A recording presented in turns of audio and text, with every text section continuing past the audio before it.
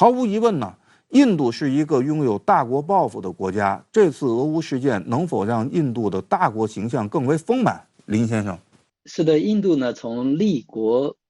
之初呢，就有这个所谓大国外交的这个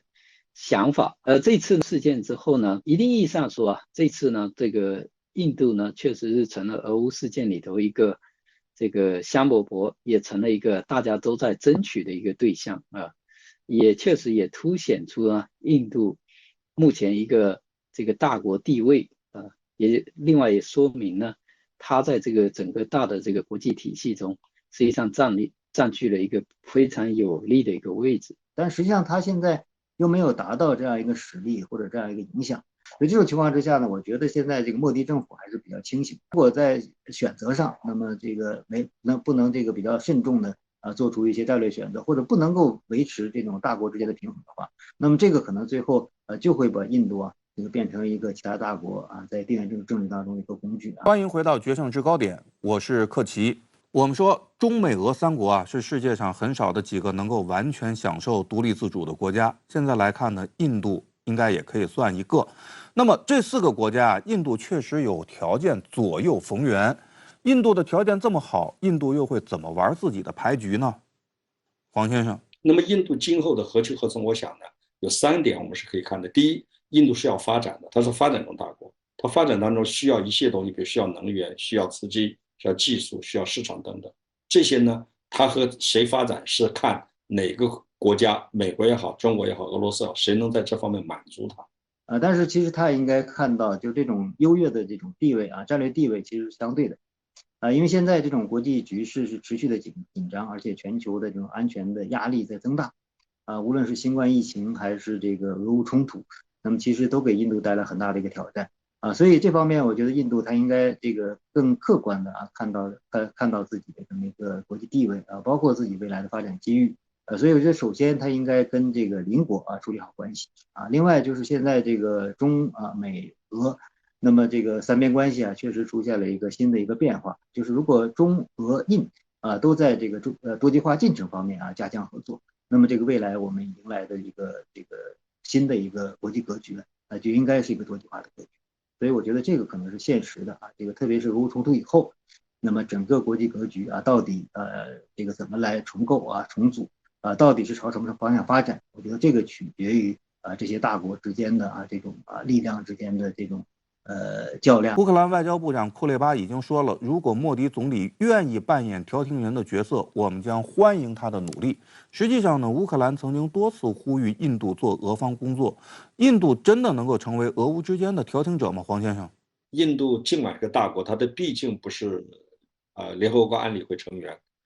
并且呢，它和俄罗斯的关系呢是过于紧密，有偏向性的中立。这对他的这个斡旋的那个资格和能力呢，都有一定的影响。如果印度真的是坚持不结盟的这个原则的话，不结盟原则里边一个重要的这个因素就是不轻易参加这种战争的斡旋，因为它会影响印度的独立的外交政策，也是不结盟政策。这个我们看到它其实对乌克兰的这个影响也比较有限因为乌克兰呢，我们看到这次提到的这个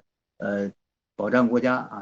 这个除了俄罗斯以外，这个点了8个国家，其中也没有印度其实一方面，这个乌克兰我觉得他觉得这个印度可能跟这个俄罗斯走太近，而且是传统上就是俄罗斯的盟友。那么现在这个如果让印度参与谈判的话，这个也帮不上乌克兰这么忙，可能还会站在俄罗斯一边。印度在这次俄乌冲突当中的立场恐怕是不能够令美国满意的。那么印度难道就不怕惹恼美国吗？林先生。这个印度的角度来说其实他不是特别担心，或者说美国会惩罚他会制裁他。那很重要的一点就是，这个印度知道自己在美国心目中还是很重要的因为美国要搞印太美国要这个遏制中国的话，这个澳大利亚跟日本已经是美国的这个铁盟友了现在要补的这个短板就是印度。所以印度很明白自己呢是很有分量的在美国那里，所以他知道呢美国不会轻易的去制裁他的。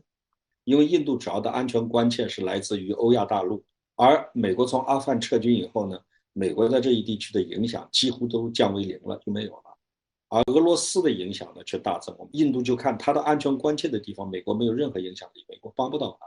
而往南面看的，在海洋地区呢，印度的安全关切主要是在印度洋和波斯湾，而美国呢主要的存在是在亚太地区，就在南海以东地区。这样一来呢，印度对整个印太战略的期许和热情，由于俄乌战争的爆发就急剧的下降，因为他觉得我帮美国帮了半天，我自己一点好处都拿不到，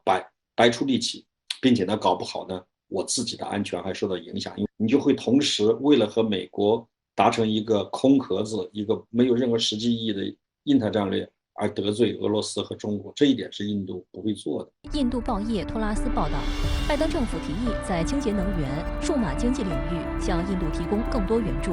报道称，白宫向国会提交的美国国务院2023财年发展援助计划中，针对印度的发展援助计划金额从2021年的2500万美元增长至6600万美元。拜登政府也提议将对印度卫生部门的援助从2021年的3450万美元增加到2023年的4850万美元。作为美国的小跟班，日本也调整了对印度的经济援助力度。